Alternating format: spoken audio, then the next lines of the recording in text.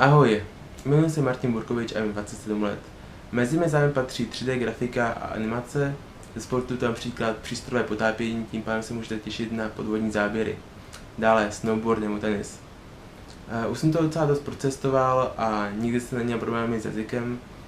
Mluvím anglicky, trochu španělsky a vždycky to šlo rukama a nohama. Doufám, že vás moje video zaujalo a příště nashledanou.